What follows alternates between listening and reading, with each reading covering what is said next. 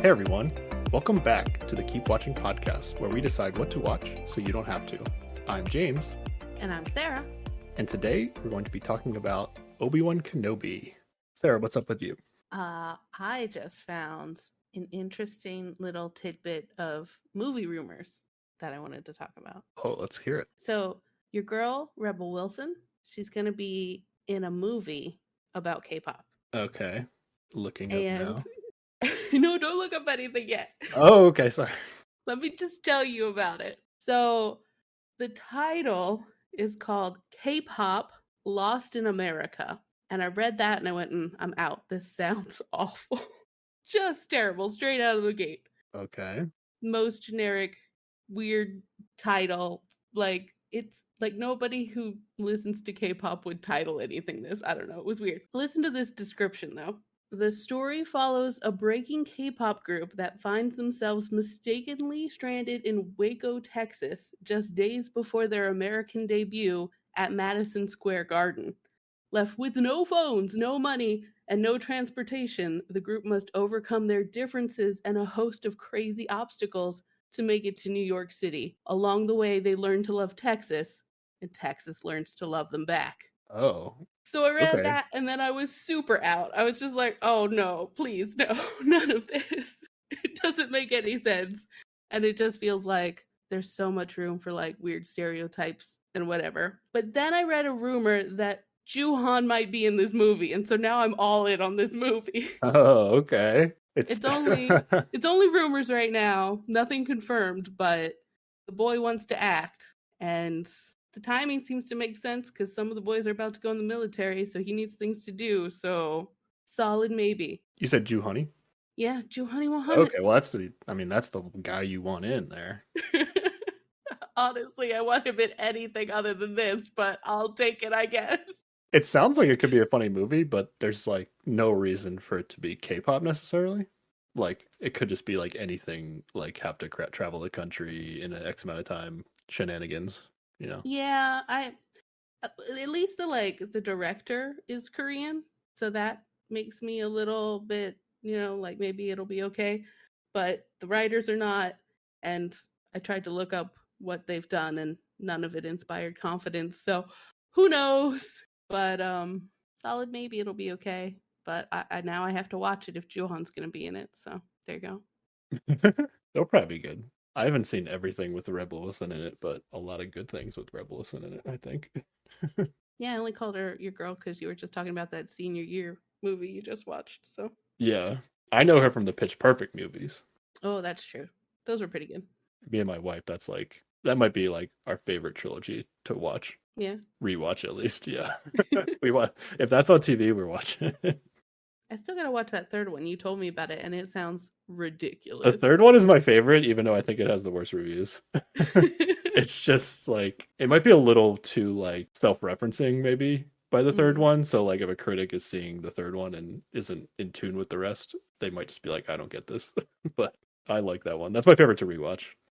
More specifically today, though, we're going to be debating the Obi-Wan Kenobi finale. Yes. I realized that after I did the intro, it might have sounded just exactly the same as when we did the Yes. last Obi-Wan Kenobi episode.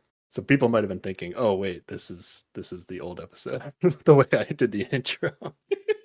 But it's not. Surprise, we're back again. More Obi-Wan Kenobi. Yeah.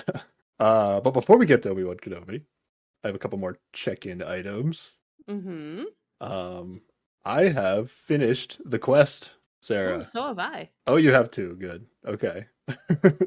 What did you think about the quest? It was pretty good. It kept its level of enjoyment the whole way through, everything that I enjoyed about the first episodes continued. The kids are great. The actors improv with the kids are great. The whole story unfolded approximately how I assumed it would, but it was still pretty good.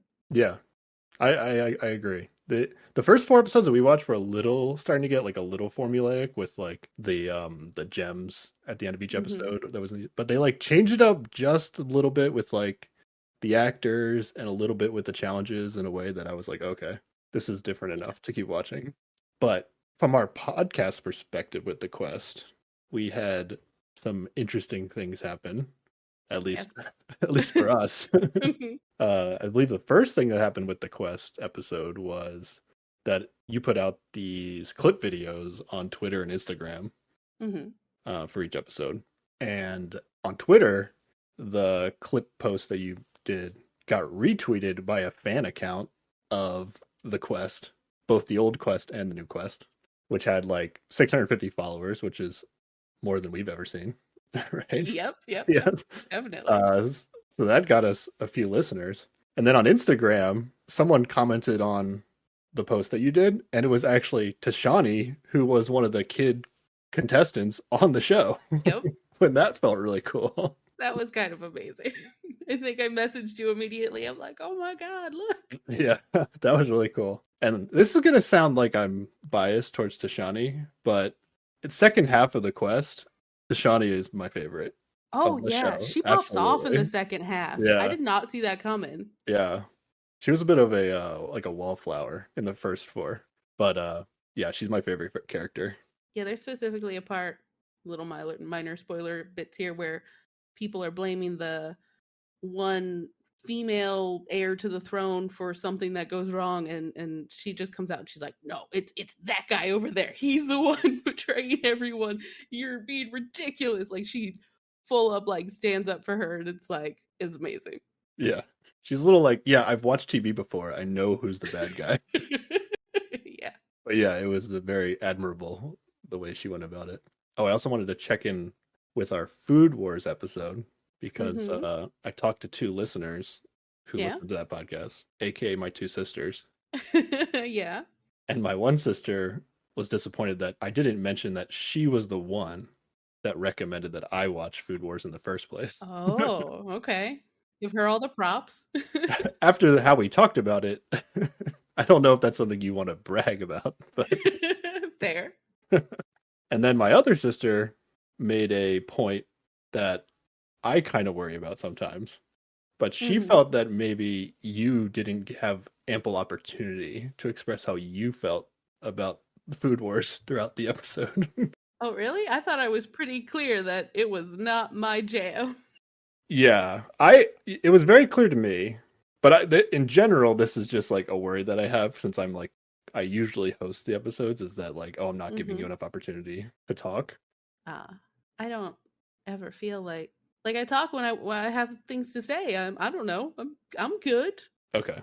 I just wanted to give you an opportunity for any complaints that you might have. No. Specifically, I think for sure you say everything you want to say when we're talking live. Uh-huh. But I thought maybe you might have complaints about maybe how the podcast is after I edit it. Do you feel like you're getting edited out too much? No, you edit out the dumb shit that you should edit out. So we're good. What I edit out is when I'm listening to it and I'm just like, this isn't interesting. I think it's equally when I'm talking and you're talking. It's like, it's usually us both talking about something that I'm just like, this isn't interesting. So I just get rid of it. And I always listen to it before we put it out. So Yeah. I'd say we're good. Good check-in. Okay. Cool. But just so your sister is sure, I really, really, really didn't like Food Wars. I'm sorry. No, it's just not for me. So much shouting. Oh. I'm going to edit that out. Fair. Okay. Any more check-ins before we get to Obi-Wan? Oh, there is one more thing. So I was on Instagram the other night, as I do, and I came across a comic I enjoy. And then I found out she's doing a tour. So I went to go buy a ticket. And there were some pretty close up front tickets that were available, and it was all pretty cheap. So I go and I'm about to buy like a ticket in the first row outside of the little orchestra pit, and I notice it has a meet and greet thing attached to it, and I immediately panicked because I thought I pushed the button too soon because I absolutely did not want this meet and greet. And I just felt for you and how you must have felt going into the Monsta X concert. Because like I like this comedian, but not enough where I like I looked up the description of it and it's like you go and you take a picture with her and you get to chat for a while. I'm like, no, I don't want any of that. Please, no. Okay. So then I bought a ticket a couple of seats back. But yeah, had a real panic moment and appreciated more the worry you probably had going into that concert we went to. I appreciate you. That's all. Okay. No problem.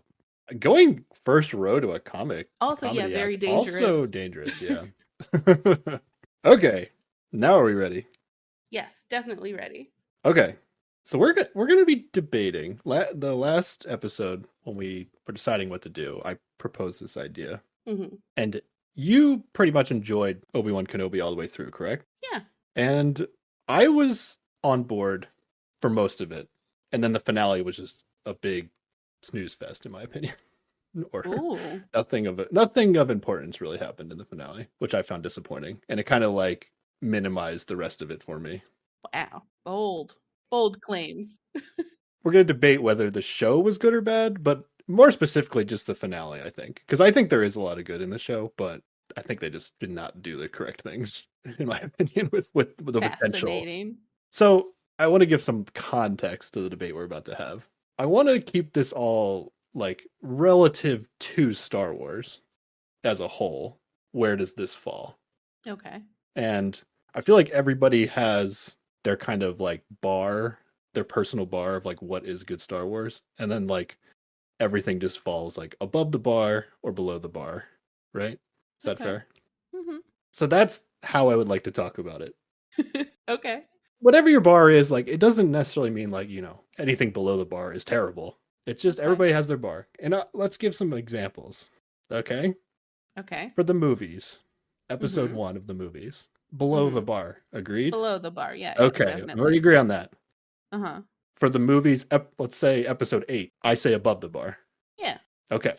But we can break this down even more to get more Okay. specific. Hmm. In the movies, episode 8, Casino Planet, I think that's below the bar. Yeah, probably, but it's also fine. Oh, okay. I said that, I brought it up because I thought you were going to say above the bar. Just I to as mean, an example of something we disagree on. like, I would have changed a lot of things about that movie. But like, the casino world is fine and interesting in its own way. I would have replaced it, but it's also fine.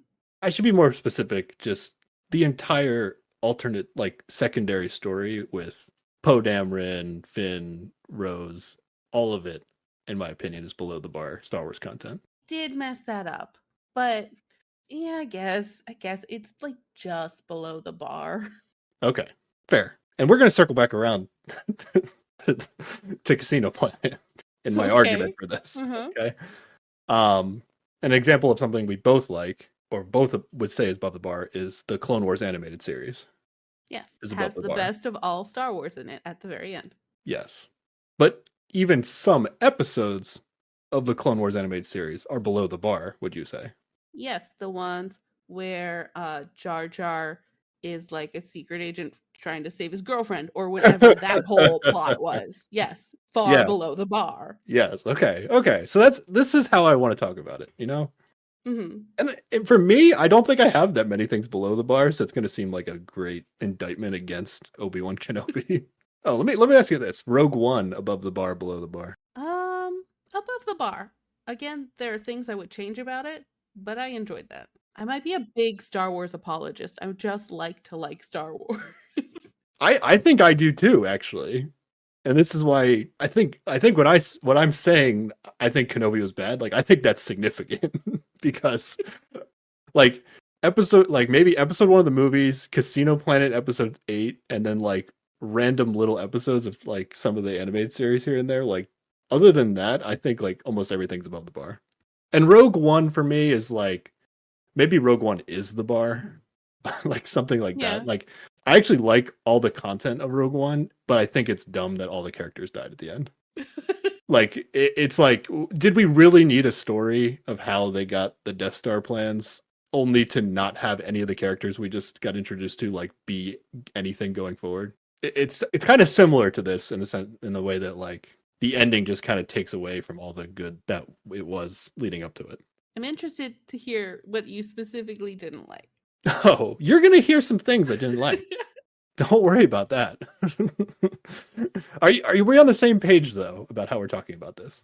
Yes. Are you prepared to defend above the bar? I'm prepared to talk about how I liked it. Like, I'm not gonna be, I don't know.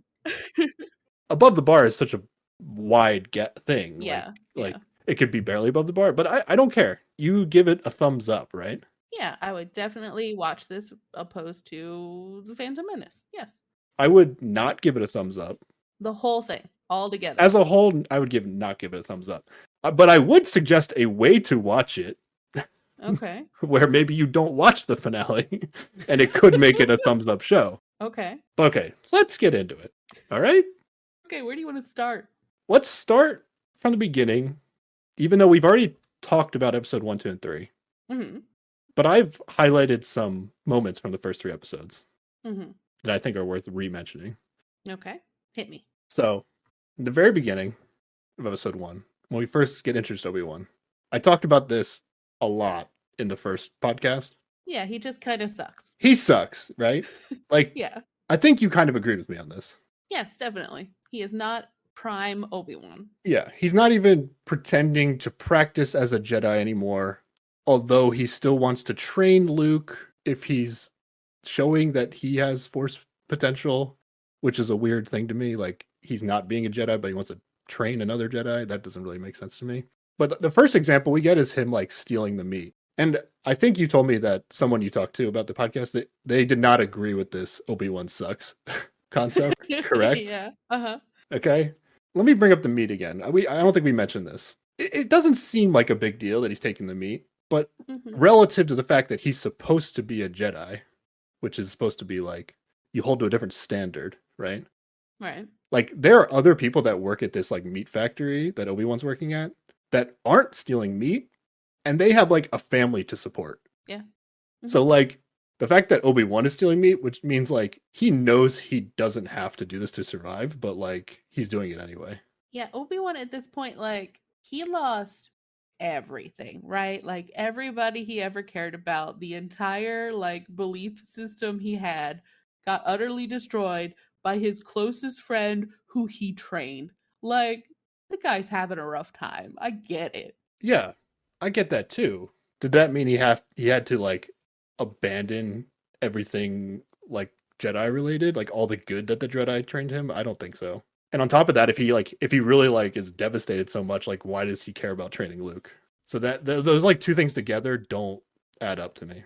I think the whole Luke thing is like he's at that age where he's the same age that Anakin was when like he first met him, and like he sees so much of his friend in that child and like has this strong connection to him from that front.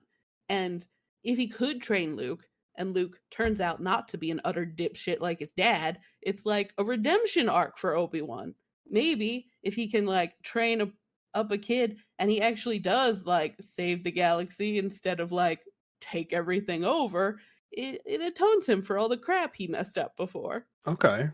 Although, we'll get into this later, Obi-Wan is going to have a chance to save the galaxy and chooses not to. So, Yeah, I'm not giving this guy a lot of slack here. He's not making good decisions all that's around. fair. Yeah, but it does give his character room to grow over the series. They tried to make you seem like he grew, but I'm going to say they didn't do enough for me. But okay. On top of wanting to train Luke, we also find out that he straight up doesn't want to, like, train Leia or think of Leia as, like, a potential Jedi at all, right? Yeah, he definitely is stuck in his own little world right now. Like it's very Luke focused and just like not thinking about the greater galaxy in general. Like he was given one task, and that's to make sure this kid's okay, and that's like all he cares about. But do you think, like, if Luke didn't show for whatever reason and Leia did show, like, he would be interested in training Leia? I think like given that he meets her, yeah, but like just getting a call and being like, "Hey, what's up? Come train this kid." I think he's still going to be like, "Oh, I got to protect this other kid." I don't think he would ever train Leia. I don't think it's, like, in his, like, radar or No? whatever. You mean like even after he meets her and connects with her? Maybe if he knew for sure that Luke wasn't, like, didn't have the Force or whatever. But we talked about last time of this being, like, a little sexist on Obi-Wan's behalf. Do you still agree with that to some extent?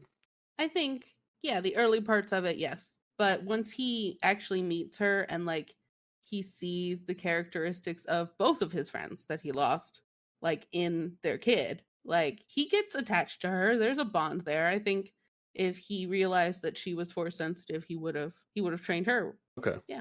Every time they, like, showed him, like, being fond of Leia. To me, it was just like, oh, he was seeing like Padme in her, or maybe a little Yeah. bit of Anakin, but it was never in the context of like, oh, I should train you to be a Jedi. Well, I don't think she showed anything specifically force sensitive in this, right? Like we kind of talked about how she has like insights into people, but I don't know that he sees any of that. Like I don't think there were any scenes necessarily that like demonstrated that to him. But it's the same thing for Luke, and he still is like asking about Luke. I don't know.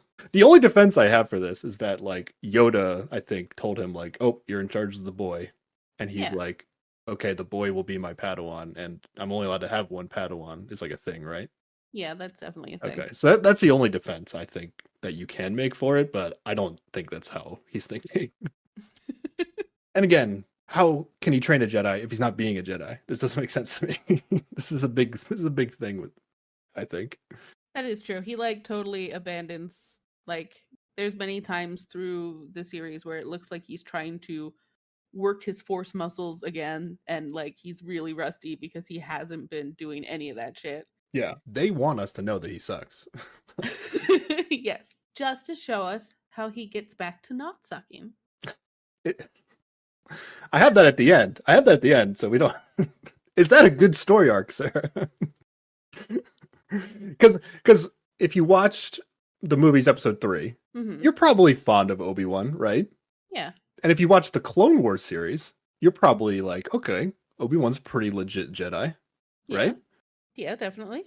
So there's no reason to decide that he sucks now 10 years later. But they chose to make that thing only to make him the same? Is that the story arc that we wanted to watch here? No, it is a man who again lost everything. He's been broken down to like living in a cave, having no attachments to anyone, just trying to get through each day. And he like regains his sense of self by the end of it and his sense of purpose. And he comes back to the kind of person he used to be. I expect more from him. Okay. We see Yoda. He's not going to totally suck. I mean, but Yoda does kind of suck. Like when you get back to the Luke landing on Dagobah, like Yoda's being a dick. Like he's just pretending he's not Yoda. Like yeah, he is hardcore trolling Luke. Like, and I get that he's been alone in a fucking swamp for like 20 years. I get it. It's in a fun way though. It's not like yeah, but also in like a super frustrating way. I guess I don't know. Let's get to the most important scene in episode 1. Okay. And this is when the third sister is gonna really like intimidate Owen to try to give up where Jedi are. I think it wasn't specifically Obi-Wan at the time. I think this is a really important scene. Yeah, I agree. Because if this scene had gone a different way, everything changes for the show. Yeah. Maybe there is no show. yeah, I agree. But I want to save that for the end. Because I think it's the strongest part of my argument, so I'm going to save it. Okay. But let's just take note. I want to take note of how aggressive the third sister is in this episode. Because the third sister is a character that I do like. But I do not like what they did with her in the finale. Okay. But so let's take note of how aggressive she is.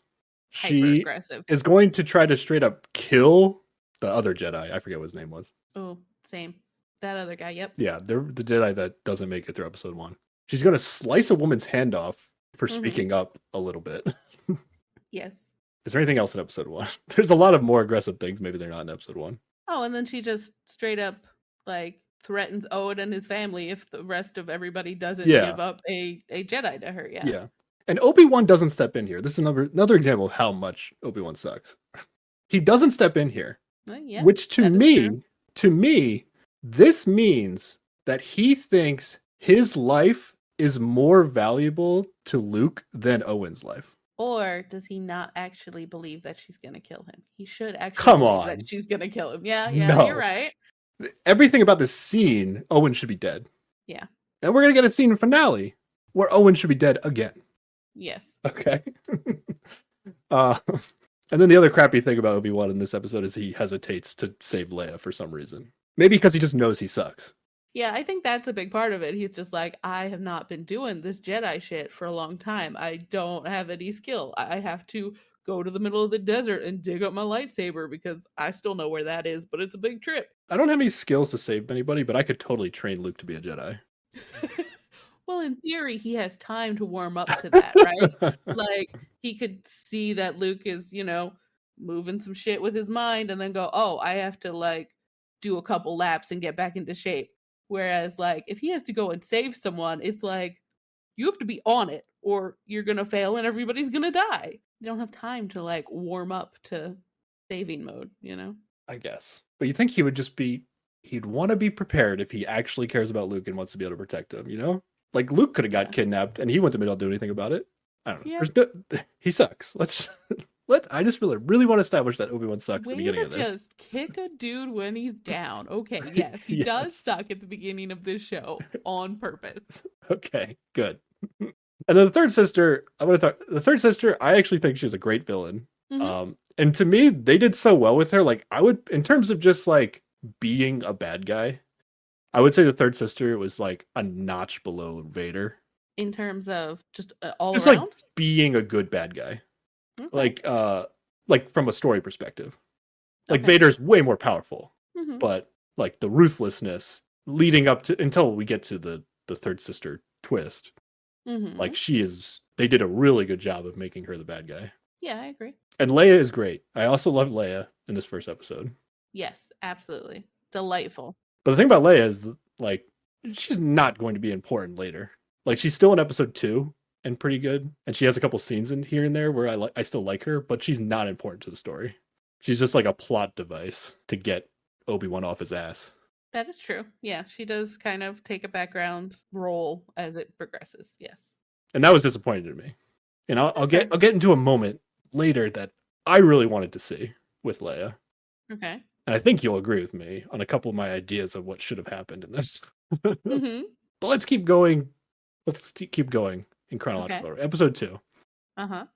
I just wrote in my notes like I have no complaints about episode 2. That was a solid episode. I agree. And episode 2 is going to be a lot like episode 4, which I also have no complaints about. I have to say episode 4 is like peak Star Wars. It is the most Star Wars that anything ever Star Wars, and it is great. Yes, I think episode 4 is, very much above the bar by itself. And I think it has the best scene in this show, at least. But episode 2, I really liked Haja. Haja's great. Mm-hmm. And I thought there was going to be a little bit, like, I thought there was a gray area with Haja where, like, is he really helping him? Is he not helping him? But they really didn't do anything with that. Yeah, and when he did come back later, like, they also didn't do anything with him, which was a huge disappointment for me. I wanted Haja all the way through the end. Yeah, I think they wasted Haja. Now, I will say, I think there's a lot of future Obi-Wan content in the works from what I've been reading. Okay. So hopefully they'll listen to this podcast and get some shit right going forward. Okay. Yeah. I don't think they'll be able to correct some of their mistakes, but... And in episode 2, again, Leia is great in episode 2. Mm-hmm. Yeah. But again, she's not important later. Episode 3. We talked about this in the after closing song of our first episode on Obi-Wan. Yep. I don't think this episode's as bad as the finale, but it has a similar vibe in that, like, what I think happened when they first got together and were like, okay, we're gonna make a Obi-Wan Kenobi show. What are we gonna have? And like the first person that talked was just like, well, we gotta have a Obi-Wan and Vader fight scene, of course. And then somebody was like, yeah, let's have one in episode 3 and episode 6. And that was the basis for the show. Is that what it felt like to you? I mean, yeah, those are like big important moments. But I feel like episode 3 had a lot to offer. Like, you get a lot of quality Leia time. You get a lot of like quality Obi-Wan feels when he's like just thinking about her parents and shit, and they're connecting, and that's great. You have that terrible douchebag driving the truck who I hate. It's good. I like so much about episode 3. I think I agree with you actually on the first half of the episode. But then once they get into like Vader showing up, and then there's all these, we went into it on our first podcast, but like there's a lot of logistical shenanigans with like the tunnel that they use to escape and how her third sister like goes around. It just felt very like, that is quite silly. Yeah, it was all over the place. And then like I don't know why they had Obi-Wan fight Vader in this episode. Here is why. Okay. because he doesn't try to fight Vader in this episode, right? He's actively trying to get away from him. And you see that he doesn't feel prepared. He's scared of the whole thing. It's not a good time. And then you contrast that with the 6th episode where he is ready to go. It like help completes that track of him coming back to being Obi-Wan instead of shit Obi-Wan as he started this season with. You think he's trying to run away from Vader? Yeah, he's trying to he's trying to draw him away so that way Leia can get away, but then also like he does not even draw his lightsaber until like well into this like cat and mouse situation they're going through. And I don't even think he swings at him. He just gets surprised and then like thrown into the fire. Like he does not actively try to fight Vader at all. And it's also a lot of fun just to see how absolutely salty Vader is. That I enjoyed thoroughly. Okay. You say he chose to stay to help distract Vader, but he gets this exact same opportunity in episode 5 and he doesn't do it. And it would have been a much better opportunity to stay behind. Maybe we can get to it when we get to episode 5. Let's save it for episode 5. Let's circle back around to this in episode 5. Okay. I'm talking specifically about the fight with the third sister, the Vader fight with third sister. Yeah. But yeah, I do agree. I enjoy Vader just like shitting on Obi-Wan here. Like, Yeah. like it's how the fight should go. Now it's ridiculous that Obi-Wan got away because there was like, what was it, like a 15-foot long wall of fire that like Vader can't get around or whatever. They should have like showed him like having a flashback of like, oh no, fire's bad. I did not like the last time I was on fire or something, but instead he's just like, harumph, there's fire. Oh, fine then. Yeah, that slow droid that goes and picks him up is like, can't catch that droid. I agree with you. It was the first like 2.5 episodes is like it's all good, and then this is just like it lost steam. But they do bring it back in episode 4. Let's go to episode 4. I had no complaints about episode 4. We kind of mentioned already.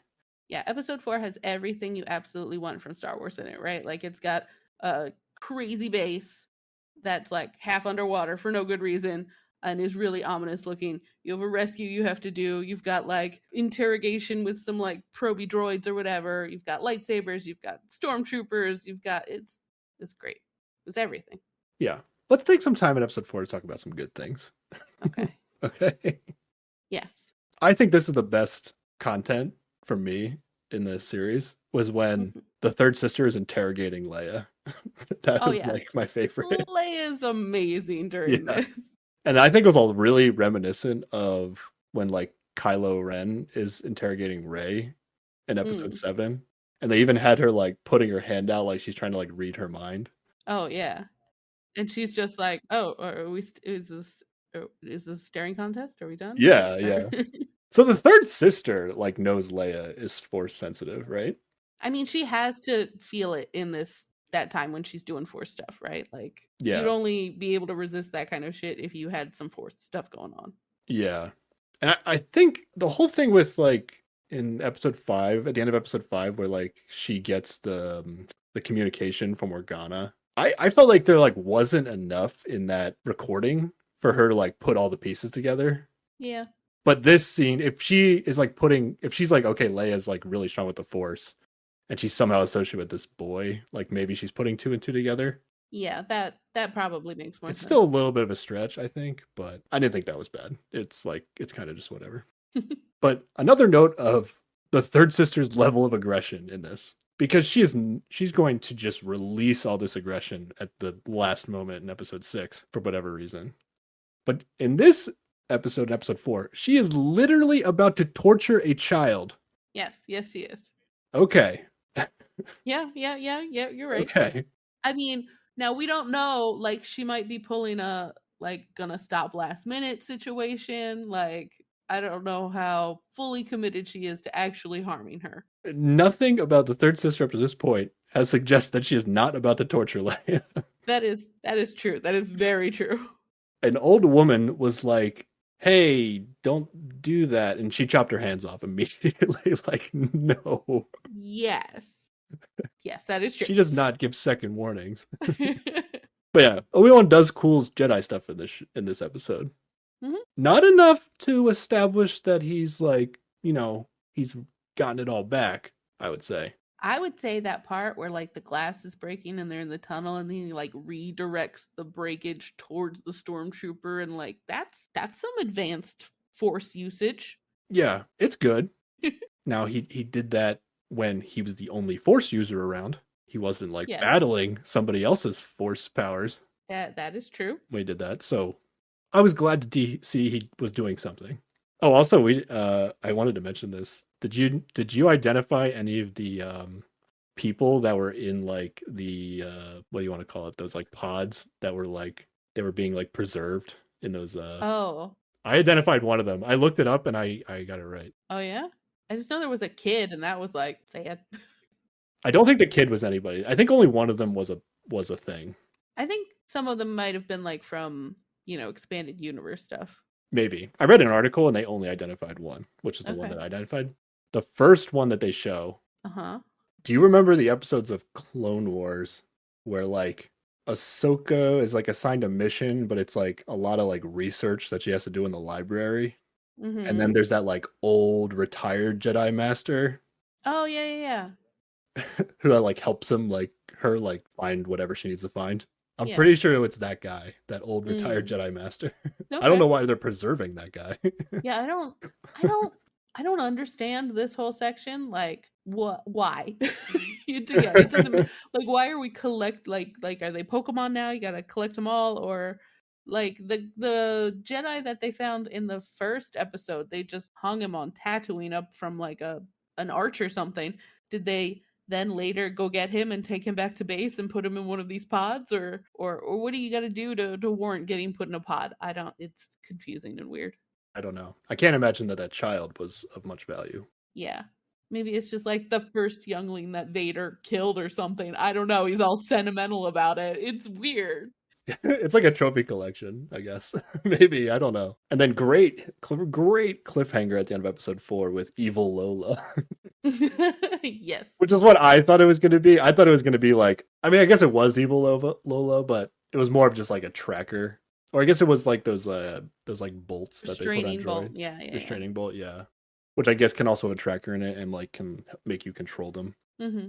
I was hoping for like this moment where like the third sister shows up and then like evil Lola like flies out of like Leia's like pocket and just like lands on like the third sister's shoulder or something. Like I thought that would have been so funny.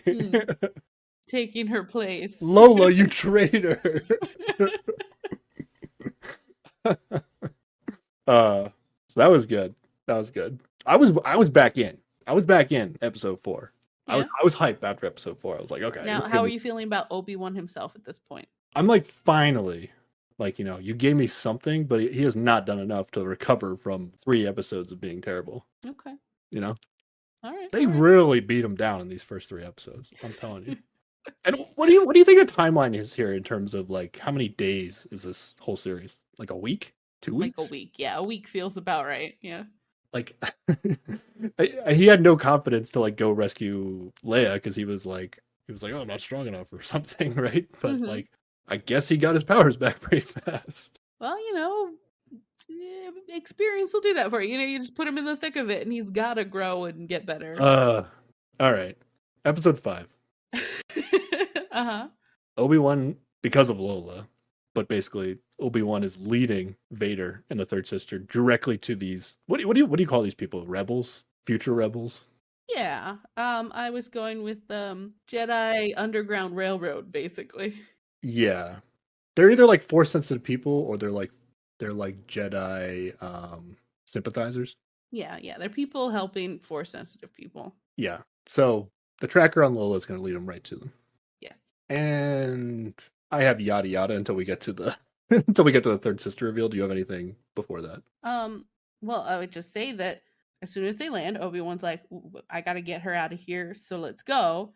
But then the guy's all like, I gotta get all these other people out. And Obi-Wan's immediately like, okay, how can I help? He's already back to help mode. Do you remember the name of this guy? He's like the leader of these this like underground railroad operation. I have it in my notes somewhere, but my notes are long. It's not that important. I feel like this guy was like all over the place. And like basically like whatever Obi-Wan decided to do, he was like, no, don't do that. But like Obi-Wan was like going back and forth between like should I run to save them? Should I stay to fight? And he was like, I feel like every time whatever Obi-Wan wanted to do, he'd be like, no, don't do that. It's like he was oppositely flopping back and forth from Obi-Wan. It was kind of weird. I guess. Roken, I found. His name is Roken. Okay, but what do you think about this like situation we have where it goes back and forth between Obi-Wan and Anakin fighting back in the day and current day scenes? Like, what do you feel about that framing? Um, I didn't dislike it. I don't think it was like crazy epic or anything like that.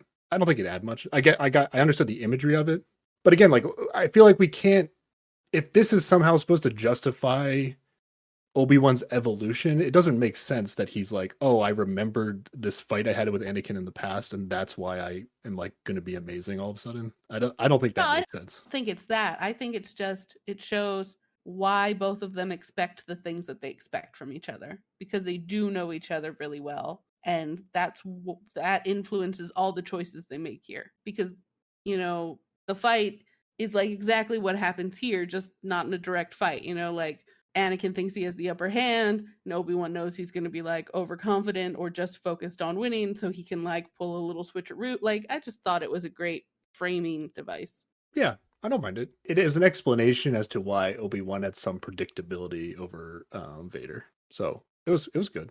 And I think it also like solidifies, like it reminds you that like these were people who cared about each other before. Like, and I think that helps leading into the last episode too. Like reminding where they came from and why Obi-Wan has such trouble with this situation. I understand his trouble, but how he chooses to deal with it, I don't agree. It does not make sense in the end. But we'll get to that. We'll get to that. We're working our way up. I still for the most part like episode 5.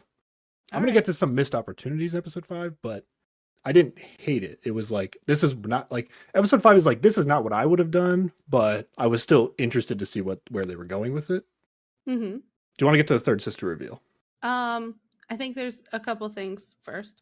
Okay. I was also very disappointed in the use of Haja here, which is basically he does become a babysitter. But the moment when they're trying to get into the vents to fix things, and Leia's just like, "Get me a ladder," and Obi-Wan's immediately like, "Yeah, get her a ladder." Like he's on board. Like the amount of trust he has in this child now, like from the guy who didn't want to go anywhere to save her to now like, yeah, just give her what she wants. She knows what she's doing. I think it's also really nice. Yeah, he did one nice thing. I agree. I agree. I liked that he wasn't a dick in that moment. I think he grew and they bonded. That's how I see it. Okay.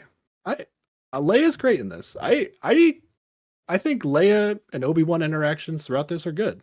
I don't think there's not like an epic moment that Leia and Obi-Wan can really have, unless he was going to be like, "Hey Leia, that's your dad," or something like that.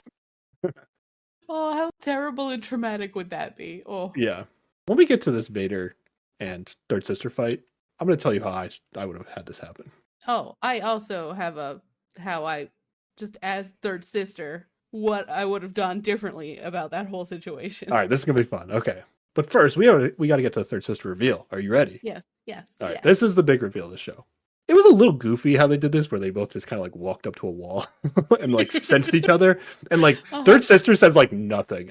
This isn't a complaint. It was just kind of like Star Wars goofiness. Mm-hmm. And like Obi-Wan basically just like monologues the third sister's entire history without talking to her at all.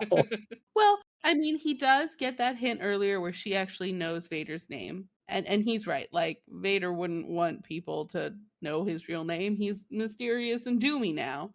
So like he's had to have been thinking on that for a while and trying to figure out what is up with this third sister. Yeah. I kind of wish we had like gotten like some evidence that he was thinking about it and it wasn't just like out of nowhere. Like he could have just like mumbled to himself like, how does she know Anakin or something like that? I don't know. Something small would have been nice. I wasn't thinking about that at all. Yeah, same. I was not thinking about it until this moment. And I think that's what they wanted. They wanted a big surprising moment here. Yeah. It kind of felt a little out of left field, but I would say it wasn't perfect, but I don't mind it. But we talked about how aggressive the third sister has been up to this point. Yeah. And when we get her background, Do you want to explain her background real fast? So she was one of the younglings on the night when Vader came through and killed all the younglings. But she managed to not get killed and just hide amongst her dead friends. And it's very sad. And I think it's a great backstory for a villain. Yeah, yeah. But where I get confused or find it hard to follow is that now she's a youngling when this happens. So I don't know how wrapped up in the Jedi way she is, I guess. Well, what they show her, she's like probably about the same age Leia is now, right? So she's like 10. Okay. And like they take them when they're pretty young, like 5 at the latest, probably. Okay. That's a solid 5 years of indoctrination. Okay. But what I'm getting at is, does she just like instantly give up everything about the Jedi Order because of what Anakin does? Or like what happened to her where she turned into this like aggressive Vader like monster where she's like, I'm hunting down Anakin to kill him and to like for revenge against all my fallen friends, but I'm gonna murder my own people along the way. Like, how did she get to this level? Okay, so here's what happens. She's a kid at the Jedi Academy, and who is like the most famous Jedi right now? You've got Yoda, you've got Obi-Wan, you've definitely got Anakin. Like they're being war heroes right now, right? And then this guy, who is like the epitome of everything you've been training to be, comes in and kills all your friends, who are the only family you have because you got snatched away from your family at a really young age. That's gonna fuck you up. And so she gets super angry. Like, and that whole dark side situation where, like, I don't know at what point she hooked up with the Inquisitors, but they're gonna feed on that to train her, right? They're gonna dig into, like, telling her to just dwell in that anger and hate and build it up for 10 years. So, yeah, of course she's gonna slice some people's hands off. You described what they're going for, yeah. You don't agree? I agree that that's what they're going for. I don't know that I buy it like entirely. I think it's very complicated because throughout this whole show, she is actually not on her way to kill Vader, but her mission is to like find Obi-Wan because she knows if she finds Obi-Wan, Vader will like come to her with Obi-Wan there. She's just trying to get close. So like she's on this like murderous rampage just to go find Obi-Wan. Like she's not even like hunting down Vader. Like she's already like in the Inquisitors group. Yeah. She's trying to work her way up. She's trying to be tactical about it, but the whole time she's got this absolute anger and bitterness bubbling just below the surface. So she has to take it out on the innocent bystanders. She doesn't have to. I mean, well, that's how it works out for her. But if I accept what you're saying, right? Then again, how does she drop all the way back down to 0 by the end of this? So I just do not believe the level of aggression that she has and then how she brings it all the way back down right at the end. That's the inconsistency for me. She faces him. She fails. She realizes that she wasn't the sneaky bitch she thought she was. Like, he knew what was going on the whole time. She thought she made progress with killing the Grand Inquisitor. Surprise, he's still alive. She's faced the trauma of her childhood, like, and it just like breaks her a little bit more and brings that all bubbling back up to the surface. I think even talking to Obi-Wan, like directly, somebody out loud saying the shit that happened to her made her feel more vulnerable and more likely to like break down later. I think she should still be pissed because I think Obi-Wan screws her over a little bit here. Going into the fight scene. Yeah. And she should still be very angry. But she also fucks it up hardcore herself. I think there was an understanding that Obi-Wan did not follow through on, from my perspective at least. The show doesn't really highlight it, but I was like, wait, what just happened here when we get to this fight? Yeah, but I think she also just waits too long to start her assault, right? Like, she could be doing this while he's like ripping apart the side of that ship. She goes up behind him, makes a big swing and a big noise before trying to hit him. No, what you do is you walk up behind him, you point your lightsaber at his back, and then you turn it on when it's touching him, and then you just flail around. And that's how you deal with people when you're trying to sneaky lightsaber them. No matter what she did, it wasn't going to work. Like, she went about killing Vader in the way that, like, everybody goes about killing somebody in movies, you know? Yeah, which is dumb. She should have been smarter. That's not why the show is bad. That's just how movies work. Well, yeah, I'm not saying the show is bad. I'm just saying she was dumb and she should feel Like, that is bad. not a criticism that I have. That's just... This is my criticism of just her. She did a dumb thing and should feel bad. Criticism of entire cinema, right? Yeah. Be smarter. Oh, I actually think, and this is where I get into like above the bar, below the bar kind of. I want people to think like, okay, I didn't like this, but I like this. But why? Why didn't I like it? Why did I like it? Because I think Third Sister, how her backstory explains, and the way like explaining her aggression, and I think it's very complicated emotional feeling she's having, to the point that I don't really think it's understandable on the surface. Like, you'd really have to be in her head to understand it. And it reminds me a lot of Anakin from episode 2 and 3 of the movies. Okay. And I almost think it's exactly like Anakin.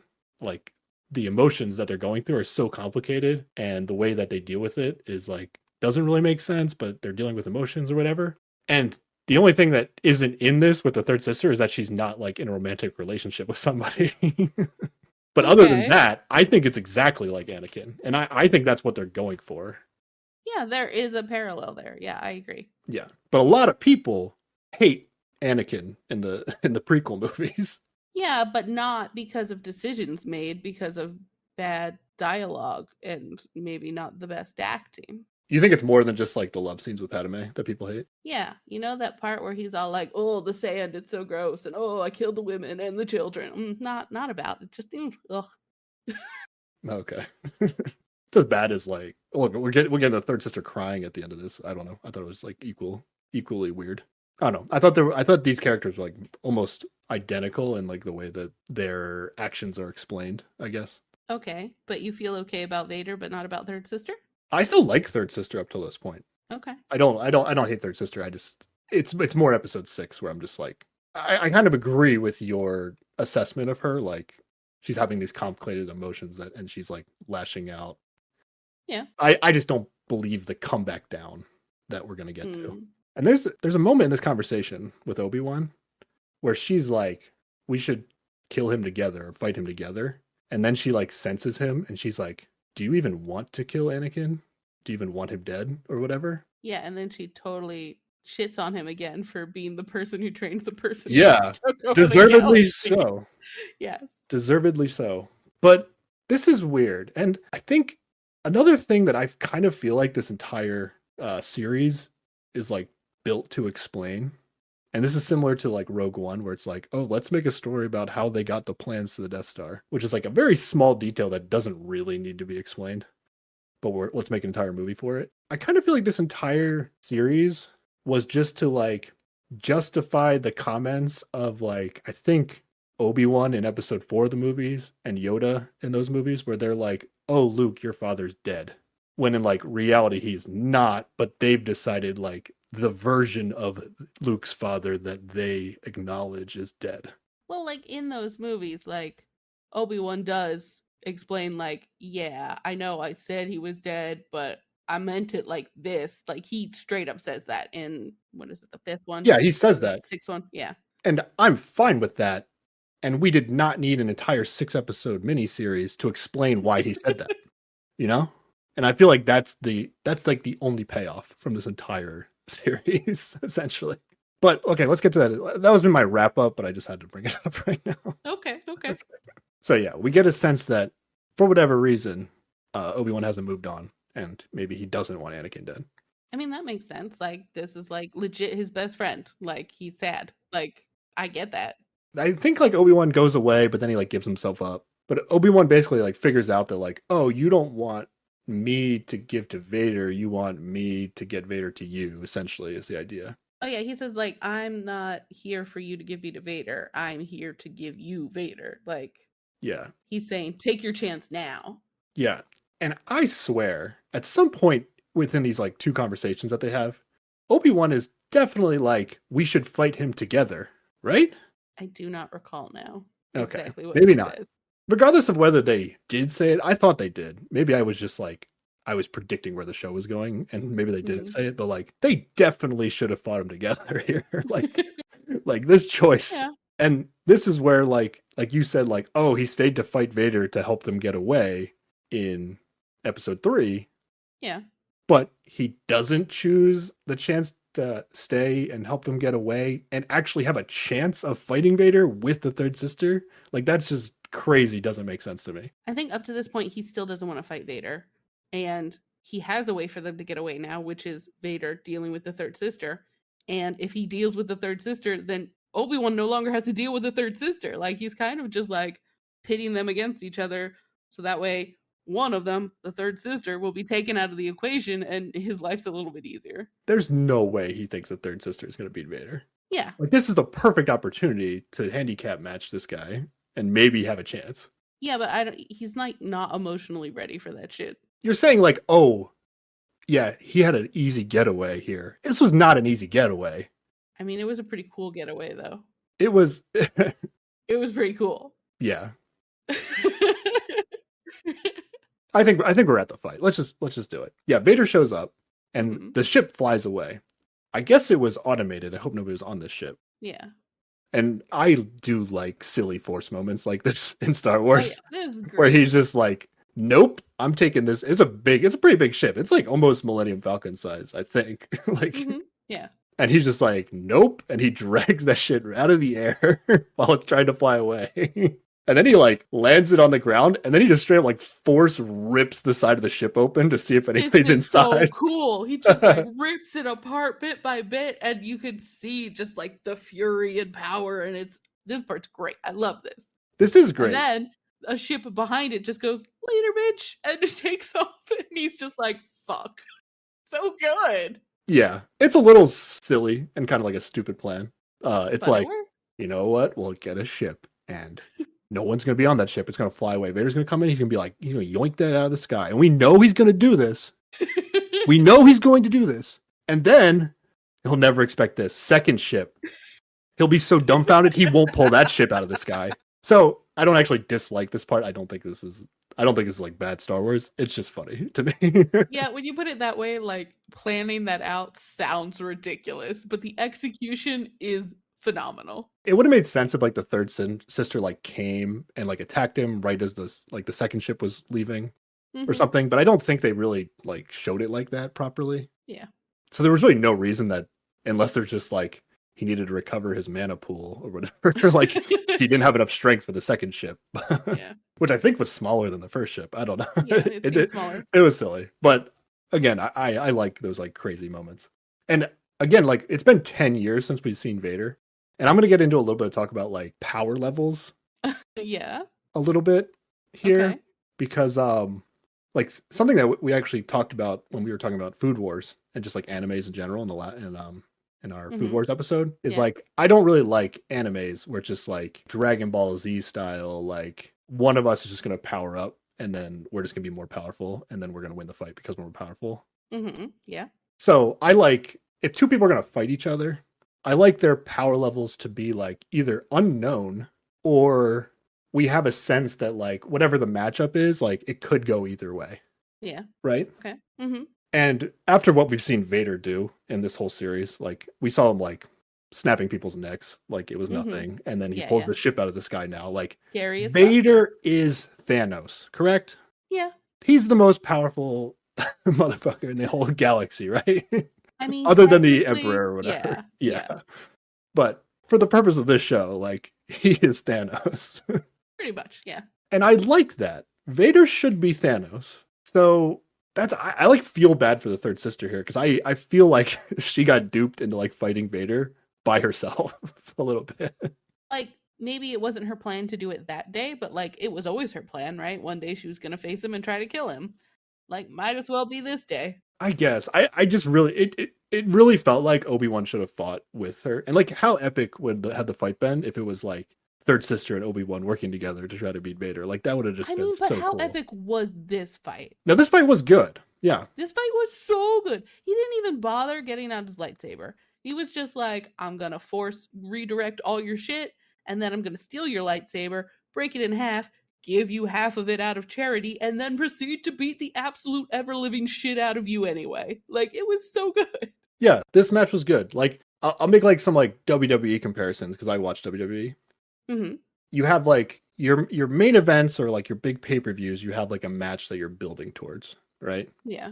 This is kind of like a tweener where it felt like it was going to be a big matchup, but in reality, it was just like a building matchup where you're just like, oh, you thought the third sister was strong? Nope. Vader just kicked her ass like no problem, didn't take a single blow. And I was like, okay, Vader's just like Vader is Thanos. Like we thought the third sister might be like kind of at her level. We wanted to see where she matched up, and nope, she's just not at that level.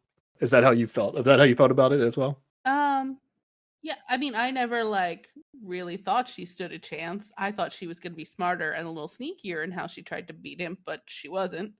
And that I think was her big problem. But like sometimes it's just like fun to see the super powerful guy like wail on people. It's like that's part of what Rogue One existed for. There's that scene at the end where he's entering the one half of the ship and just absolutely mowing down all these rebels. And it's kind of badass. Like sometimes you just gotta let Vader flex so that way you are reminded how crazily powerful he is. Absolutely, I agree with this. Okay, except Mm-hmm. immediately in episode 6, we're gonna bring back Vader, and he's gonna get kind of shit on, which doesn't really make sense. I think this should have been the last episode with Vader in it, and I think the main event of this show should have just been a third sister Obi-Wan main event. Don't get that full Obi-Wan arc if it doesn't involve Vader. I guess with like the imagery of their emotions or like his how he's feeling about him, I guess. Yeah, like so much of the reason he sucks is this baggage he has around Vader. Like being betrayed by his best friend, feeling like he betrayed his best friend. Just the levels of failure and suck that is their relationship. Like that's the core of Obi-Wan. Third sister's just an annoyance at the end of the day. But he could have had that emotional stuff too, and had a fight with Vader with the third sister. You know, I just wish it was believable. Because let me say this too. This is obvious to everybody who's a Star Wars fan, but like we know who lives and dies to this show, Yeah. right? Uh-huh. So Yeah. by itself, a fight between Vader and Obi-Wan really has no intrigue to it in terms of who's going to win. I like this third sister fight because even though I know Vader can't die here, but I'm at least going to find out where the third sister stands with respect to Vader because she's a brand new character. We don't know. Maybe she has some like tricks she hasn't busted out or whatever. So I thought that was good. The other thing I liked about it, I want to say this, is that there were no cuts to like other scenes in the middle of this fight, and that's another big issue I have with Fair. the episode 6 action that we're going to see. That's a fair criticism. I'll agree there. So, okay, let me finish up how I wanted this to go. Okay. And then you said you had your own version. I mean, my own version was she sneaks up and turns the lightsaber on and is Oh, already that's touching not him fun. because that's the smart way to assassinate someone with a lightsaber. She's dumb. That's how you kill somebody in real life, but that's not how you kill somebody in the movies. But yeah. So I wish Obi-Wan would have stayed. There's some like interaction between Obi-Wan, third sister, and Vader. And then I think this is a missed opportunity, but to have Leia in this show and to have no interaction with Vader seems like a missed opportunity. And they could have had something where like Leia runs off the ship or something and is like, Obi-Wan, like, don't do it or something. And then like there could have been like some sort of interaction between Leia and Vader that would have given me feelings, you know. But I do want to ask you, like, is there something about the original movies that just like, oh, they can't have any interaction between these two? Well, like there is definitely a part where just like Vader figures out that Luke is his kid because he like can just sense him, and that partly might be because Luke is like training up in the Force, and it's their Forceness like button up against each other and seems familiar, but maybe not. So there's a possibility that maybe seeing her getting close enough, he would like figure shit out. Or the other likelihood is he would just murder her because she's a small child in his way and he has no problem killing small children. I promise she wouldn't. He wouldn't have killed her because he can't. Well, yeah, But there but could I have mean, been like, something.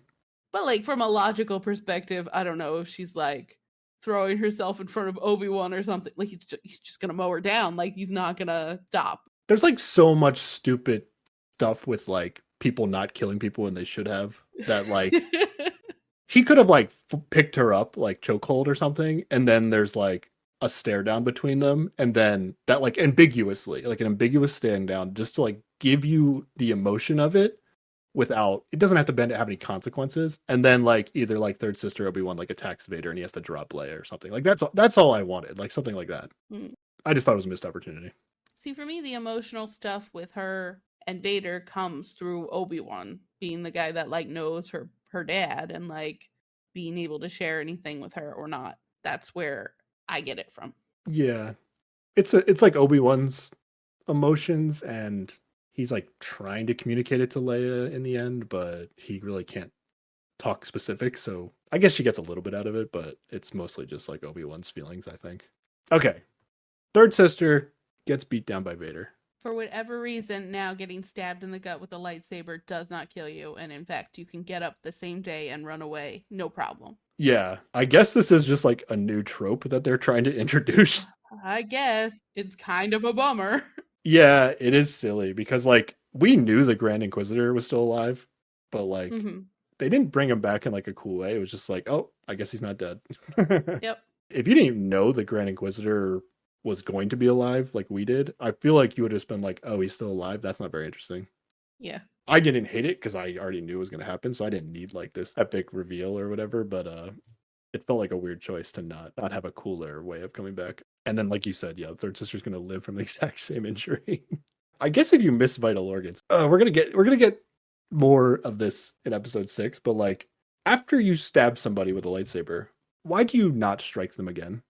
Like, what is the purpose of just being like, I almost kill you? Yeah, it doesn't make sense that they don't kill her here at the end of this, right? Like, it doesn't. They know that it's not going to kill her, and they're just like, meh, whatever, you don't matter. It's like everybody is trying to be Batman and be like, oh, I totally don't kill people. I just like injured them to the point of like. Except Vader has a collection of people he and his minions have murdered in a tower. Like, it doesn't make any sense. Maybe that's what. Maybe the point is you just stab them a little bit, not do too much physical damage, so you can put them in the Hall of Jedi and just like, well, have a nice collection of mostly put together people. I don't know. It's very weird. Yeah, so they walk away, and the third sister is like struggling, but as a viewer, you're like, okay, I guess she's gonna live. Yeah. And then she sees the thing on the ground, the comlink thing. I thought it was just like, I was just like, oh, cool. She can like phone Obi-Wan to like come save her or something, and we were gonna get some sort of like team up. I just really wanted a team up between third sister and Obi-Wan. Since they like really had like a similar goal in mind at the end. Like if you're gonna have this twist where they both want to deal with Vader in some capacity. Like they could have fought, and like third sister like actually was like about to kill Vader, but then Obi-Wan like stopped her, or like they could have done so many cool things, I thought. But yeah, she it's not really a comlink, it's just like a recording device, I guess. I think it's just it's his voicemail. Like that's what she gets into. Yeah. And I already said like I thought it was a little weird how she like put like all the pieces to the puzzle together, but whatever. And I thought this should have just been the end of the series right here. I think we leave it a cliffhanger. Third sister probably still gonna live. She's a cool character. She still exists in the universe. Let's bring her back later when we have a better creative narrative around what to do with her. Okay. But yeah, if I were to suggest anybody, if I was going to give this a thumbs up and recommend to people, I would say watch the first 5 episodes and pretend the 6th one didn't happen. This is False. Where I would stop. No, I disagree. Maybe you skip episode 3. Nope. Nah, you can watch 3. Gotta watch all of it. The stuff in 3 is less like, oh, I hate the story, and more of just like, I didn't like the filming decisions that they made, which is a different issue. Okay. But okay, episode 6. The first thing I want to say is there are 2 things that happen in this final episode that I actually like. Okay. And as we go, do you want to try to guess? Guess what they are? Yeah. Oh, God, what? I think on the rewatch, I might have found a couple more things that I like, but they're not like big things. They're just like little moments. Fascinating. I am off the top of my head. I can't even pinpoint what those might be. You'll be like, oh yeah, of course you like that when we get to it. Okay, probably. Let's go scene by scene, but we'll try to go quickly because this is the big reason that we're having this debate. Yeah. Mm-hmm. We talked a long time about the rest of it. But I was trying to talk about it in ways that, like, this is what they're telling us leading up to episode 6. When we get here, does what we're about to talk about in episode 6 justify what we've seen so far? That's kind of the context. Okay, we start episode 6. Third sister is already on Tatooine. Yeah, the timing of this makes no sense. That I will give you. It is extremely frustrating. Yeah. And she's going to be looking for Owen and Luke, which makes sense with what she heard on the thing. Well, it is a stretch. It's also a stretch to like for her to determine that like finding and killing this kid is the move. Like maybe Vader does want this kid dead. Like she doesn't know. Like maybe protecting him would be the way to, stick it to Vader, but I think she's lost a lot of blood and she's really dumb right now. Yeah. We're going to get Vader is chasing the rebels. I think their hyperdrive, classic Star Wars, their hyperdrive's not working, so they are actually chaseable. Yes. And there's some more, just the engine's borked all around, and they're like, their shields are going to run out before they can fix it. Yeah. So they're not going to be able to outrun Vader. And then this guy that saw the third sister in the first scene is going to give Owen a heads up. So Owen, they're going to decide. I'm just going to jump ahead a little bit because they cut so much in this final episode. It's a lot of quick scenes. There's basically like two things going on, and it's like every 15 seconds we're like back to the other thing, and then the other 15 seconds we're back to the other thing. And so I'm gonna jump around in terms of how we see it in the show. But Owen's basically gonna get a heads up that like the third sister is coming to kill them, essentially. So he goes home to like prepare. Yeah. And his wife like refuses to leave and refuses to get help. She's just like, we have some shotguns. It's fine. We can handle it. They looked like they were like bringing out like we only see them briefly. I thought they were like Revolutionary War rifles, but they were like I was like, wait, are they gonna have like real bullets? But they're like they still shoot laser beams or whatever. Yeah, because everything shoots laser beams. But they're like they look like really shitty blasters, essentially. Blaster rifles. But she's like, we're enough. And I have in my notes, no, you are not.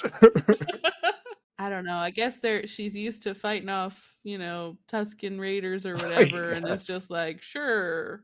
Or she's real sick of this shit, and it's just like, whatever. Let's just end this. All right, cut back to Obi-Wan. Obi-Wan come up with a plan. He's a Jedi. He's gonna do an honorable thing. Finally, it's gonna take his little ship and draw Vader away, and Leia loses her absolute shit over this plan. She's just screaming at him. Yeah, and this is exactly what I wanted to happen. I just wanted to happen like in the last episode when they were about to fight Vader. Leia has the exact reaction that I thought she should have, and like she could have like ran off the ship to be like whatever, and then have an interaction with Vader. So they almost had it, I think, but they just decided to have Obi-Wan run away and then like run away from Vader, but then not run away from him like an hour later. Because he had a distraction at that point, and now he's out of distractions, and he must be the distraction again. I guess he didn't know that the hyperdrive wasn't gonna be working.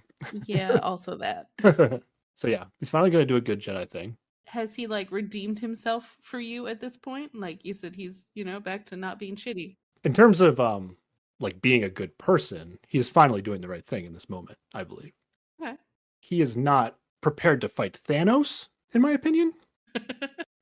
Yeah, so he wants to leave, and all the rebels are like, no, don't do it. Haja's gonna talk to Leia. Like he suddenly.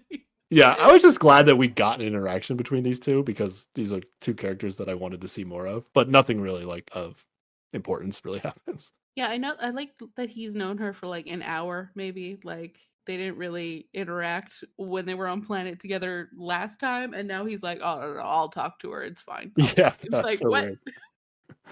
And then we're gonna get a scene of like Obi-Wan consoling Leia on his decision, and blah blah blah. Obi-Wan's still going to do it. Yes, but Obi-Wan gives her a blaster holder. Specifically, Talus, a holster. Oh, we didn't talk about her. No, we didn't. She was fine. The woman who helped them along the way on the Underground Railroad of Jedi, she died earlier, and her holster was important to her, so he gave it to Leia. Yeah. Who was bummed that it didn't come with a blaster. Which is like classic 10-year-old. Yeah. And then before Obi-Wan leaves, he's actually going to talk to Qui-Gon. We haven't even talked about Qui-Gon yet here. Keeps talking to him and he doesn't show up. He's been trying to talk to him this whole time. And I think Qui-Gon was something that certainly I was anticipating. I assume you were anticipating at some point too. Yeah, definitely. I think Qui-Gon could have been used in like a cool way where like maybe if Obi-Wan didn't like suck so much in the beginning and like he could have still sucked a little bit if that's what they were going for. But like I wish he was having like a little bit of success with talking to Qui-Gon. Like maybe he would get like words here and there where he like could feel like he sensed him or like heard something he was saying. And then like maybe after he fights Vader the first time, he has like a bigger success with talking to Qui-Gon in a way that would justify his growth. You know what I mean? Yeah. So like you get more Qui-Gon the stronger he becomes. Yeah. I think that would have been a better way of like, or even a way of explaining why Obi-Wan becomes as powerful as he does at the end here. But we'll talk about what we do get out of Qui-Gon at the very end. I think they probably just had him for an afternoon and you know, so they did what they could with it. Yeah, I think actually a lot of like some of the shenanigans that happen in the show are probably just like production logistics problems. Yeah. So Obi-Wan leaves and the Grand Inquisitor, like the original Grand Inquisitor now, he's like, oh, we should definitely just kill these people. Screw Obi-Wan. Like there's way more people and like future force sensitive people on this other ship. They're way more of a threat than Obi-Wan is. Vader gives zero fucks. He's like, we're going after Obi-Wan. Deal with it. And Vader's like, I'm gonna face Kenobi alone. Because like what Kenobi just like flies to like a local planet. The nearest or a moon planet or something. Yeah. And he's just like, well, he's totally gonna come down here and fight me alone. Which I agree makes sense. And then in the other scene, Third Sister is going to show up at Owen's farm. The rest of the show essentially is going to be 2 action scenes. And they basically like splice them together like 15 seconds here, 15 seconds there, back and forth. I really didn't like this. I agree with that. They should have just been like one continuous scene of this Obi Vader fight. Yeah. So I would like to talk about these scenes as if they were all one scene. Okay. And at least give them a chance of being good. Okay. Okay. I think we should do Obi-Wan Vader first. All right.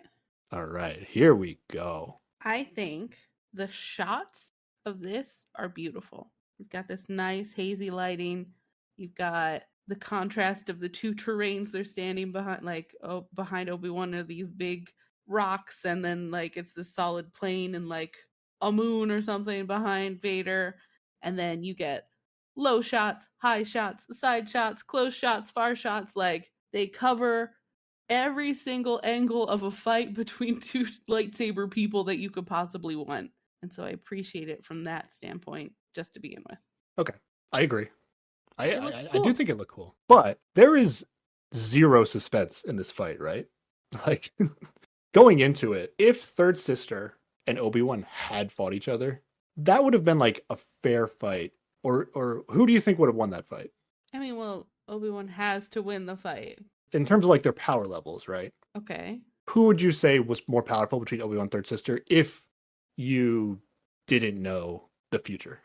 Well, like, okay, so Third Sister's had more practice more recently, but probably not as good of training as Obi-Wan had. I don't know. I'm talking hours ago with Obi-Wan could have stayed and fought with the Third Sister.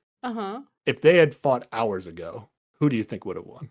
Who was more powerful between the Third Sister and Obi-Wan? I mean, I guess Third Sister, sure. Thank you. Okay. So going into this fight, this should be another Vader stomp, essentially. Okay. But there are things like Obi-Wan knows how he fights, right? Like they fought together years, trained together. Like there's an advantage there of understanding what to expect from this man. Do you think he utilized his knowledge of Anakin to defeat him here? Yeah. You do? Yeah. I think he knows his lightsaber tricks. Okay. And also, let's get to what he does, though, eventually. Vader is tilted. Like, he's not gonna be at his absolute best. Like, he can fight Third Sister like nothing because he doesn't care about her. Like, he's gonna be more reckless and ridiculous fighting Obi-Wan. You don't buy it? No. Like, you think Vader is so tilted that his power level is so depleted. And Obi-Wan knows Anakin like so well that it like in this specific fight, his like power level is so significantly increased. I mean, there's no like power level. It's just like he's putting all his shit out there and makes some mistakes. But like, I mean, in the beginning, he's stomping on Obi-Wan, right? Like he buries him in a hole. Like I don't know why he buries him in the hole and is just like, well, I'm done here. Goodbye. Like he should be able to sense that Obi-Wan is still alive in the hole and probably finish killing him. Yes. I do not know why he does not. But there is a nice moment when Obi-Wan is in the hole where he starts thinking about Leia and like his connection to her. And he like uses his human connection to like use the Force more, which is like a thing you're not supposed to do as a Jedi because they don't want you to have a connection to anyone. But I think it's a nice moment and it kind of makes sense. You don't buy it at all. You're so nice, Sarah. Why? Yeah, I don't buy it at all. Like, Obi-Wan is getting stomped, as he should be. And, okay, even if I give you that, right? Okay. Like you said, why does Vader not kill Obi-Wan? And then we're going to get to it. I still want to go through the scene a little bit more. But, like, Obi-Wan does not kill Vader either when he has the opportunity. So, it's like, even if you're okay with the fact that Obi-Wan is able to get him, it's like, what are we watching here? Like, why are they having this fight? Why are we watching it? What is the point of the Obi-Wan story arc in this entire show? Okay, like, the only reason any Star Wars exists is just because it's fun to watch, right? It doesn't need a big meaning or whatever for me. I just like Star Wars stuff. But I think this series is ultimately a tale of his arc of, like, coming out of that, like, super dark place of having lost everything and building back up to reconnecting with the Force and who he was before to a point where he's able to be useful and save a child again at the very least. And the point of this fight is for this emotional confrontation that they have. Like him to actually face him for the first time since he feels like he failed him and also was betrayed by him, but also did betray him too. Like it's a lot of complex emotions and they need to just like that's what this is for. I just think like the fact that Obi-Wan is able to beat Vader here and had the opportunity to kill him but doesn't for whatever reason. I think it really takes away from the Obi-Wan and Vader that we're going to get in the episode 4 movies. I think it takes anything away. Because we've already watched Obi-Wan beat Vader, but now I feel like we need a whole nother miniseries to explain why Obi-Wan isn't powerful enough to beat Vader. Is he not powerful enough to beat Vader in that, or does he just choose to not beat him? Like, he literally chooses to not beat him. He, like, turns his lightsaber off and lets him kill him. Like, he doesn't even kill him. I think he just becomes one with the Force and is like, later, you're never gonna beat me. I think none of this diminishes that. It's just, I don't know. It bothers me. I don't know. I don't have the words right now to explain it. I also think it's less intriguing to have like this monolith of just a super powerful dude that always wins. He doesn't always win. We know he doesn't always win. He's going to lose eventually in episode 6. Yeah, well, that's like he loses because he's old and also emotional. Like he doesn't like he sacrifices himself to save his son. He doesn't get vested. Yeah, he shouldn't. I don't know. I think it just breaks the coolness factor of Vader that he loses here. I think it gives him more depth as a character because he has a weakness. If they had done anything to make me believe that Obi-Wan was gaining power, you're saying like he was weak, and the story is that he's overcoming all this loss that he had, and he has this emotional moments. But like he only is in this emotional state because this show that we're watching decided to make him that way. I guess it's just maybe I just not. I just don't care. Okay. I already thought Obi-Wan was cool. Why do we need a story that like explains why he's cool? I don't know. That's how I feel. I don't need him to be cool. I need him to have human emotions and interactions with people and like yeah, that's part of being cool. Okay. I didn't have this sense that Obi-Wan like was shitty at this aspect that you're talking about until they told me he was shitty at it. And then the entire story is just, him overcoming this brand new shittiness that they introduced to me, you know? I mean, that could be anything though. Like any standalone movie is just like, well, this person is overcoming this hardship that they introduced here. Yeah, but we don't know the future of those most movies. So this fight starts. Let's describe the progression of this fight, Okay. and maybe it'll show like some frustration I'm having with how this fight ends in the end. So Obi-Wan again, like he tries to move this relatively big rock in the beginning. Mm-hmm. He tries to like gently like topple it on Vader essentially because that's all the strength that he has. And Vader is just like, nope, catches the rocks and essentially like he has enough power to just like launch this rock into space. Essentially, like it goes flying off the screen. Could barely even see it. So that's where we start in this fight. And then Vader like like Hulk force smashes the ground. He does, yes. And like makes a big pit for Obi-Wan to fall in and then buries him in rocks. When he Hulk force smashed the ground, okay, this was the first moment in the finale that I liked. I thought that was so funny. I like dumb force stuff like this. Oh man, that was so funny. And then, okay, but missed opportunity here. I literally thought this was going to happen, and they didn't do it. Vader should have said something to the effect of, "Who has the high ground now?" Okay, yeah, that would have been pretty good. It's over, Obi-Wan. I have the high ground. It really felt like they were setting up to say that, and then they didn't. But maybe it was just like, oh, we want to reference it, but like not be too cheesy about it. That's fair. That would have been good. So yeah, he just like covers in a rocks, and like you said, he's like, "Yep, cool. Probably dead. I'll just walk away now." Walks away, but Obi-Wan's not dead. And Obi-Wan has the power to lift a shit ton of rocks now. Because he's thinking about Leia and where he's, you know, his growth in the past week or whatever, and he's reconnecting with the Force, and it's making him stronger. This is literally anime bullshit. Like, this is what this is. Like, this is exactly what happens in animes that I don't like. It's like, I think about my friends and how much they support me, and now my power levels are so much higher. But literally, like, Force nonsense has always been about that. Like, the dark side is supposedly so much more powerful because you tap into your, you know, dark emotions. Like, that is Star Wars bullshit. Vader walks away. Obi-Wan says, it's time to power up. He gets all those rocks off him, and he's going to come up on Vader. Vader senses it, though, and he's ready. So they restart the fight. Mm-hmm. And let's remember, in this fight with the third sister he had, he is literally stopping lightsaber swings with the Force. Yes. Like, he did not need a lightsaber to fight somebody with a lightsaber. But also remember, that was earlier today. He's tired. I know you don't like that either. Oh, yeah. Obi-Wan didn't fight Vader there because he was like, oh, he'll be tired after she fights the third sister. Master plan. Maybe. Solid maybe. And then, oh, this is a great moment. They're going to have a little game of rock, paper, scissors here. Yes. Yeah. And have you ever played rock, paper, scissors, Vader? Yeah, the rocks win. Rock beats Vader, of course. Of course. So now that Obi-Wan has this power all of a sudden, he's going to lift every rock on the planet. He does pelt the ever-living shit out of Vader. Like, it's a lot of rocks. But Vader should just be like, one hand be like, those rocks are gone. Like, it's so not believable. But, like, also, that's not interesting. Like, him just being this super-powered guy that never, ever anything goes wrong for is not interesting. Why is it interesting when he shits on the third sister?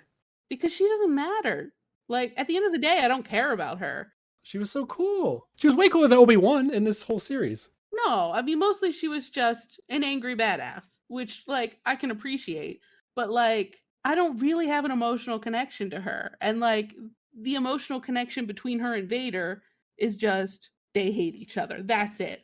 Whereas it's very complex between Obi-Wan and Vader, and that's an interesting thing to explore. And the only reason that, like, I can enjoy when he absolutely shits on her is because that's not all he ever does. Like, if it was only that the entire time, it would get really boring. I'm not saying, like, I want to see Obi-Wan just get destroyed again, because, I mean, we already saw that in episode 3. And I didn't like it in episode 3 either. But it's just, they shouldn't be fighting each other, because it's not believable. It's for me. It's just not believable. There's another reason you like this fight, because of how it ends, right? Well, I think another important thing to note is that at some point, Obi-Wan does, like, fuck up Vader's breathing apparatus. Like, there is a clear reason why he cannot win after that. Yeah, and he never should have been allowed to fuck up his breathing apparatus. But yeah, once it gets to that point, it's clear that like Vader is weakened to a point where Obi-Wan could kill him, essentially. But let's get to that part. But he throws a bunch of rocks on him. They're going to go back to lightsaber fighting. Obi-Wan is going to actually land some blows, and he's going to like slice off half of his face mask, which is going to mess up his breathing and really weaken Vader. And I know you like this scene because of its parallels with something else. So do you want to describe that? Yeah, so there is a scene in Rebels where Ahsoka fights Vader, and she similarly busts up his helmet. And in that scene, like this scene, you start to hear his real voice come through. It's not all robot modulated voice. It's the voice you remember from before. And so at that point it like tears down this just imposing figure, and you remember who's actually behind it. And Obi-Wan and Ahsoka have similar conversations where, well, here Vader says that like, you didn't kill Anakin Skywalker, I did. And I forget exactly what he says to Ahsoka, but it's something similar. And so Ahsoka's like, well, then I better avenge my friend. But here Obi-Wan's like bummed out and it's just like, okay, so my friend is really dead. And I love those two different reactions to like facing what someone who is very important in their lives has become, this like ultimate evil person who kills children and has taken over the galaxy, and there's no point of reconciling anymore. Like this is the moment where it's like all hopes for this somehow working out are gone, and I think it's great. Okay. And I buy everything you just said. Okay. But there is an acknowledgement here, like you just said, that Anakin is gone. This is the point where Obi-Wan has decided, when I talk to Luke later, I'm going to tell him his father's dead, right? Yeah. This is the point. So why doesn't he kill this motherfucker who isn't his friend? Kill him. What is happening? Ah! I mean, that is just because it would break canon. Then you can't have this fight. You can't have this fight. You can't have the fight like this. And like, it's not good. It's not good. I don't know. I feel like that small, like weird inconsistency is worth it enough for the rest of it for me. Okay. This is how they could have done this. Okay. Again, we could have had Third Sister and Obi-Wan have never fought together. They could fight together. They could be super powerful. They could be as powerful enough to actually make Vader a fight, which could result in a situation like this. Okay. Another option they had, there's a certain someone out there in the universe who could have been available for this TV series, who could have had an even greater bond between Obi-Wan and Anakin. Like you said, Ahsoka should have been available for this. And we watched The Mandalorian, right? And they do some shenanigans, which I didn't mind, where they were just like, we sent out a signal to like the Jedis or whatever. And, you know, at the end of season 1 of Mandalorian, Luke just like shows up, right? Yeah, that is true. There's reason to believe that Ahsoka is aware of the force-sensitive underground railroad system, right? I mean, if anything, it's reasonable to believe that she's involved in it. Exactly. So I would have had no problem if she just randomly showed up on this planet because she had some tracking, like Star Wars nonsense or whatever. And now we get an Ahsoka and Obi-Wan fight versus Vader. I would have enjoyed that thoroughly. Better, right? At least. You gotta admit that's better. It would have been good. It would have been different. I don't know. It depends on what they do with it. Yeah. You could have the exact same thing happen. Except she already had that moment with him. I was wondering, did she already have it or is she going to have it? Oh, wait. Yeah, she's going to have it. Yeah. So then you definitely can't do it here. Yeah, it's like too identical. Yeah, and just like that moment in Rebels is the first time she encounters him. Like, so like you can't put her in this. Oh, but Sarah, it's just a small thing. That's not a small thing. That's a bigger thing. That's a bigger consistency issue. It's a bigger thing that Obi-Wan isn't going to kill the biggest problem with the galaxy. He's still sad. I mean, yes, he gets it that there's no fixing his friend, but he doesn't want to kill his friend. It's not his friend. He's dead. His friend is dead. I know, but he's not. I mean, like, he's not, right? Like, sure, he's a different guy now or whatever, but like there's still something there. He can't bring himself to do it. I believe that. That's believable to me. I think again, this is just, hey, we had to have a Obi-Wan Vader fight. That's the show. And then we'll just, we'll come up with a terrible reason why. He's not going to kill him. because we can't do that, obviously. But we'll come up with a good reason. No, they didn't come up with a good reason. Okay. I'm telling you, like I was falling asleep watching this because like Really? nothing was happening of importance at all at any point, except for when Vader Hulk force smashed the ground. I was like, oh shit, that was crazy. that got me to go. Okay. All right, you done with this fight? You said enough about Yeah. this fight. Okay. Yeah. All right, let's get to some more nonsense. Yeah, this whole third sister on Tatooine situation was questionable, and they ought to have just left it out. Yeah. Okay. So we're not going to argue much about this. I'll just say what happens. Yeah, I like the idea of the third sister being like a character that exists out there. She's ambiguous, like she has like important information, and how she used it could have been like way more creative, and they could have waited for some writer that was actually inspired to write a good story about her to come along later, but they chose not to do that. So she's going to show up at the farm. She's going to basically just run through Owen and Luke's aunt, but not actually kill them. Just get past them. I'm pissed off, and I slice hands off whenever I want, and I'm gonna pretend I'm about to torture a child, but don't worry, I'm not gonna kill you two. And then this is like a trope that they built up in this series. Another trope in this series, like we're gonna get another scene of an adult chasing a child.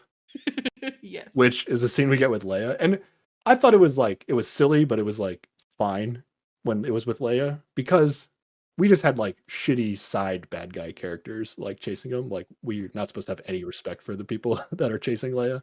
But here it's like, I guess the third sister's injured is like the justification you could make, but like the third sister is supposed to be like cool and badass in my opinion, and she's like struggling to like catch up to this child and like kill him, which is like so dumb. But it is literally today is the day she got stabbed in the gut with a lightsaber. So like, I guess she's not at her prime. But yeah, she's gonna like basically get to the moment of bounding to strike Luke, and then she's gonna be like, "I can't do it," and then that's a cool conclusion to the third sister story we get. I mean, like, I don't think this whole thing should have happened, but At some point in this scene, I just wrote, "I'm done with this scene," and I stopped taking notes. but I think there is something to be said for like her whole emotional situation is catching up with her, and she like chooses to not become Vader. Like that's something. I don't think it was necessarily executed well, and I don't like this whole bit on Tatooine, but there's something there that almost makes sense. I think that could have been her story arc in the future, but like it doesn't make sense. The level of aggression that she showed through the whole series and the level of aggression she shows after she learns about Luke, like it just doesn't, I don't know, it doesn't add up to not following through in the end. So like we both agreed, like if she just healed up, they didn't put her in the show anymore, had her available for the future, and we had some sort of better story for how she chose to deal with what happened in the Vader fight, basically. It's like she's never going to be as emotionally vulnerable as she is in the moments after she utterly failed her like assassination attempt and found out that everything she had done had been for nothing. Like if she heals up and goes away and is still angry third sister for a while, like how do you get her back to that point? She doesn't have to be angry later. She could show up. She could be like an ambiguous character that they don't know, like does Obi-Wan think she can trust her? Like if there's gonna be more Obi-Wan content, like does Obi-Wan think she can trust her later? Like is she good? Is she bad? I don't know. Oh man. So disappointed, Sarah. You really didn't like that. I really didn't like it. Yeah. So she's gonna walk back. She's like, they tried to make this was so stupid. They had her like carrying Luke back from like, because Luke like ran into like the hills or like the desert somewhere, Right. and she chased him, but like they didn't see where they went, so like everybody else was like still back at the farm or whatever. So she's like carrying him back, and Luke's like knocked out, I guess, because he fell. I don't know. I stopped paying She like attention the second time around. pulled him off of the cliff. Yeah. And he fell and like went unconscious. Yeah. So they actually make like a stupid like tropey moment where it's like, oh my god, is Luke dead? And it's like, come on. Like yeah, he's obviously not dead. They already showed us that she wasn't gonna kill him. And like now we're supposed to think like, oh, maybe the fall killed him. Like what is this scene? But like also it's Luke, like he can't die. He can't die, exactly. Yeah. That's why it's dumb. Oh my gosh. Let's finish it up. Let's finish this up. We haven't gotten to my second moment I liked about this. Wait, what was the earlier moment you liked? Oh, Oh, the the force ground smash. smashing. Yeah. You're right. Okay, of course. Of course, that would be the thing you'd love. Yes. Yeah. We get a little cleanup scenes here. So Leia, we go back to Leia, back on, blanking on the planet, Alderaan. Alderaan, and she's like putting on this new outfit, and she's gonna put the holster as part of the And I think outfit. those are the gloves that she conned Obi-Wan into buying her. And her mom comes in, and she's like, "Oh, that outfit looks good on you." Supportive mom, yay! And this was the second moment that I liked about this finale. I liked the redemption of the mom. Oh, that was it? Okay, Yeah, this okay. is what I liked. This is probably my favorite moment of the finale, actually. All right. But Obi-Wan's gonna come and visit, and he's gonna like tell him like, "Oh, you have the good qualities of your parents. Don't worry about the bad stuff that I'm not gonna tell you about." My favorite part of this is Obi-Wan gets off the ship and she's like, "Oh, holy shit, it's Obi-Wan." And then Obi-Wan's like, "Look, I brought Lola." And she's like, "Fuck you, Obi-Wan. Oh yeah, Lola is my favorite." Oh yeah, we didn't mention that Lolo becomes unevil. Yes, he fixes her, or she fixes her. Leia Which, finds yeah. the bolt thing, yeah. And then we go back to Tatooine. Owen's gonna let Obi-Wan meet Luke for the first time, which I didn't really realize that they had never met before. I thought he was like maybe like a distant friend of the family who would like come by sometimes, but apparently he's they've just never like met. awkwardly stalking this kid. Yeah. And is this the only time between episode 3 of the movies and episode 4 of the movies that Luke and Obi-Wan Yeah. talk to each other? I guess. Oh, interesting. Luke has a good memory. He remembers Obi-Wan Ben Kenobi.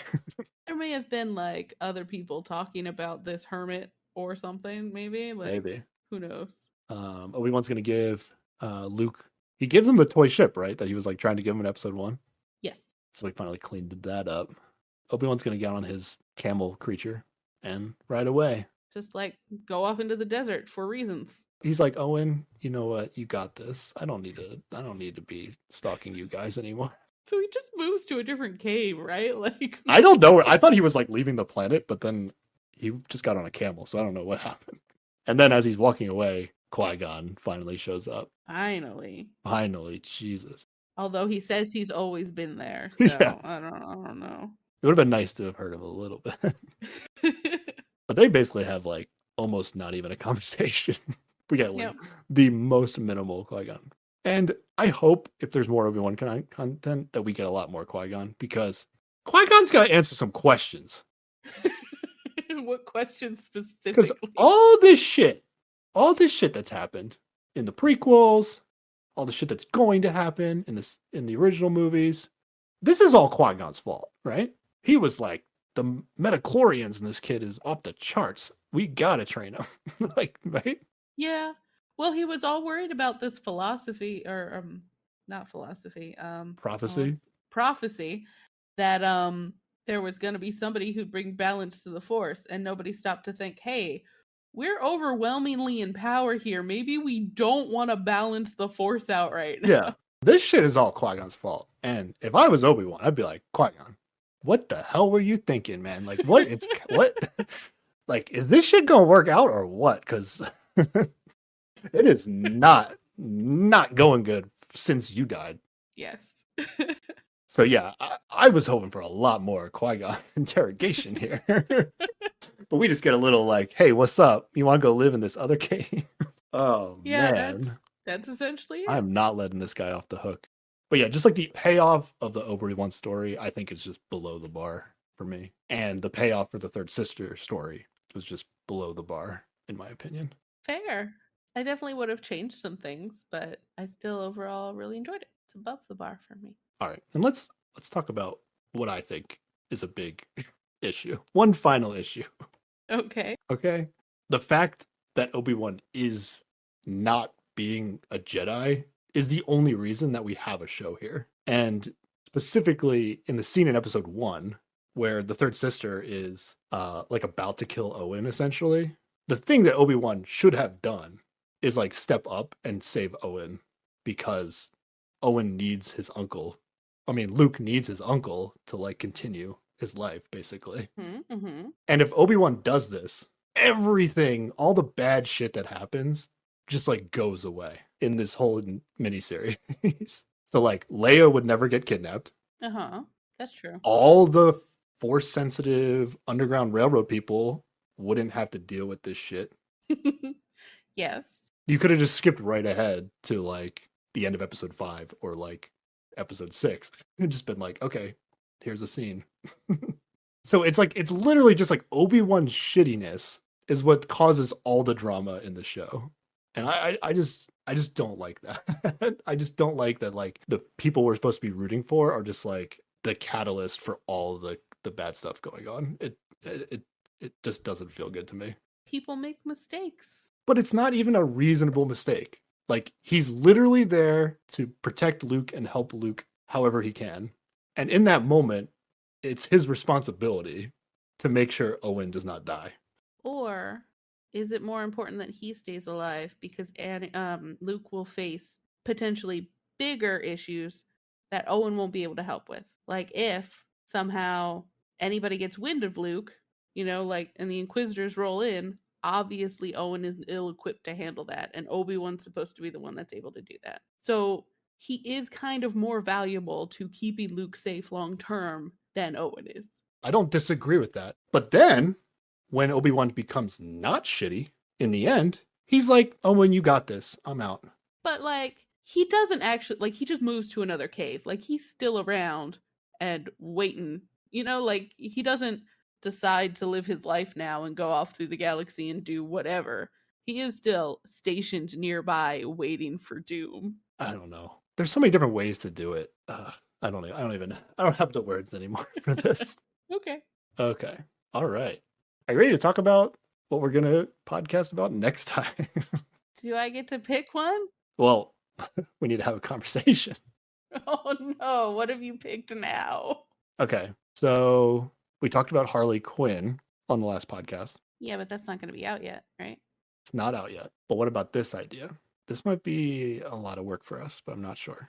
Okay. What if we rewatched the first 2 seasons of Harley Quinn? Because season 3 is coming out on the 29th. Okay. Something like that, July 29th. And then we did a podcast just recapping season 1 and 2. Is that something you'd be interested in? Yeah. I don't think it needs to be next week because we have several weeks. So is the idea first 2 seasons for an episode and then we watch the new stuff when it comes out? I was thinking we wouldn't watch the new stuff. Now, so what this would be is just like essentially a catch-up podcast, like a recap / catch-up podcast for people that maybe are also looking forward to season 3. Or if people are interested in it, they can listen to however much of this, like the recap, until they decide they want to watch it themselves or something, Okay. if they've never seen it. If we wanted to exist for that purpose, I think we would want to have that out as soon as possible before season 3. Would we want it to come out the week that season 3 does come out? That wouldn't give people a lot of time to listen to it before season 3 comes out. I mean, it's all streaming anyway. Like, you can watch things whenever people want to, but yeah. Yeah, but people aren't going to schedule their watching of Harley Quinn around our podcast. we have to make our podcast conveniently available at the right time. I don't know. Do you think that would be fun? It's been a while since I saw Harley Quinn. I don't know how like podcastable it is, other than we can just talk about like the characters we like and why we like them. I'm down to do I kind of want to do a rewatch of the first 2 seasons before the 3rd season comes out. So that's why I was thinking if I'm gonna want to do that anyway, do we make a podcast out of it? Yeah, I think that makes sense. There's definitely like some highlight quality things that I remember enjoying that would be fun to talk about. Okay, let's do it next. Okay. I think this is going to be a beast. Like we don't have to take notes like on every single scene, obviously, or like every single episode necessarily. I don't know. It's kind of like an experimental podcast, I think. Yeah. I think it'll be worth it. Okay, so you in? Yeah. Are you excited? Yeah. I love this show. Was this Obi-Wan podcast good? Or was it a downer? Did I did I make it no fun at all? No, I enjoyed it. I mean, you're wrong, but I enjoyed it. I really want to know what people think. Because I did not like look up people's opinions on Obi-Wan at all. So as far as I know, everybody loved it and it was like the best thing I've ever seen. Oh, I don't think that was the case. Okay. I have heard that people have been annoyed since the beginning. Okay. Okay. So next time we're going to talk about season 1 and 2 of Harley Quinn and do a little recap and catch up episode to get everybody caught up and back on track for season 3 of Harley Quinn, which is going to come at the end of July. So Sarah, where can people contact us and tell us whether or not they enjoyed Obi-Wan Kenobi? They can email us at keepwatchingpod, P-O-D, at gmail.com. They can tweet at us at keepwatchingpod.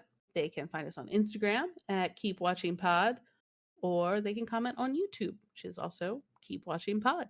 All right. Thanks for sticking around with us on this one, everybody. See ya. Bye. Bye.